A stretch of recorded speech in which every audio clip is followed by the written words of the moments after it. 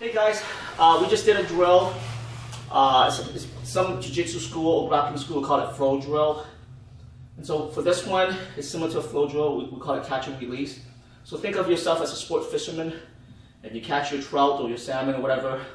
You catch it, you dehook it, then you slowly put the salmon or trout back into the water. You let it swim, and then you catch it again, or a different trout or whatever. And your whole purpose is to develop your angling skills, your casting skills, etc. Your purpose is not to really catch that fish. You know what I mean? Or you might not catch the fish that you like and you put it back in and you release it. So in this grappling drill, it's called catch and release. And it's very important to have catch and release, especially if there's a size difference or skill difference. That way, the lowest skilled guys can finish his train of thought or his technical pathway. You know what I mean? And the high skill side can recognize movement quicker so that he can take his ability to recognize submissions quicker. And so here's an example of catch and release. One of my fighters, Evander, how much can you bench press? Depends on the month. Okay, but let's just say your highest bench press or average bench press. Highest is 265, average is 225. Okay, so he can bench press 225. That's probably 110% more than your body weight, right? Yeah. 110. I can't even bench press my own body weight. Okay, so I weigh like maybe 150, 160, I'm out of shape. And I can't even do that. I have a hard time even bench pressing 100 because I don't do it all the time. And so there's a huge difference there. I mean, there's a power output dramatically different. And so if we just grapple just dead on, I'm a lot older, skill-wise I'm a lot higher than him, but when it's a fight, all things being equal, he might get me. Plus, he's a product of at the school, so he knows everything I know, plus he fights consistently. So with catch and release, in a regular grappling match, I have to fight really hard to get the submission, and on most days I'm exhausted. I won't do as well, and I stick to a very small 2 sets of what I know, and I don't expand on that 2 set because the physical limitation that I have.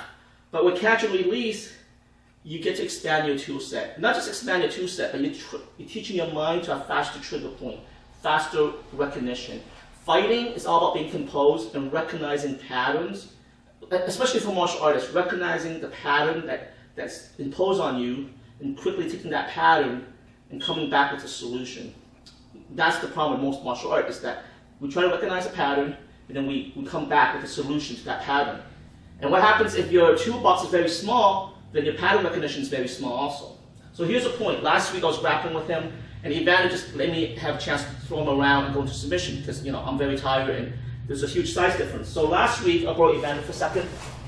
I was watching my video again, and what happened is I threw him down, I got guard on him, okay, and his hand was here, okay, and so I bent at the crevice of his elbow, and then from here, I went into a hammerlock position, and then from here, I just went right in, and then he would have a tap, right? And I did it really fast. I went fast, boom. And what happened was that from here, I did it right away. Now, the minute I'm here, he can tense up, okay? And now, let's just say I catch this part, release for a second. He can tense up, go ahead.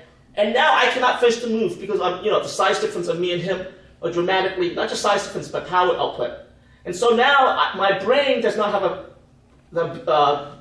a chance to practice this technical pathway from here to here, right? And so what happened is, turn this way one more time. So what happened is when I'm here, and then he freezes up and he tightens it, and then he doesn't let me finish the move. What happened is each time he's telling my brain that this move does not work. Okay? Not just that, each time my brain does not understand complete pathway or technical pathway. And what happened is a bad way to train your brain. Now obviously you have to teach your mind that, hey, if I'm fighting someone this strong and he tense up, I better switch to a different move.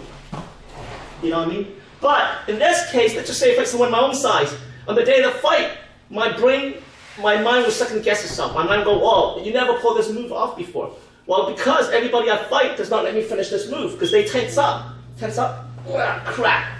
Okay? So, sometimes you have to switch it.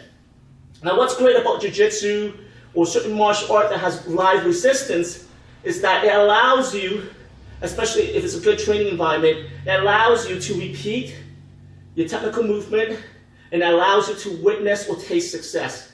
And when you take success, especially when it's a very positive environment, it's very addictive. And when you take success, you start building a toolbox. Hopefully it's a positive toolbox to develop success, to gain success. So a toolbox may be tenacity, determination, more effort in your training, etc. And then once you develop those toolbox, you take those toolbox of skills that's on the mat, in this case martial art, jiu-jitsu, and then you apply it to other areas of your life. So the secret to getting good at anything is the ability to have repetition of success. So you can't just go to a football field and get slammed every day. You got to have the ability to witness success and slam other people. All right? And if you're not getting that, your success rate is not as good. So for example, when I first did judo, even now my judo is crap, because when I went to the judo, I was this little skinny Asian guy, maybe 135 pounds. And everybody in the judo class was like 160, 180, 200 pounds. And I was a white belt.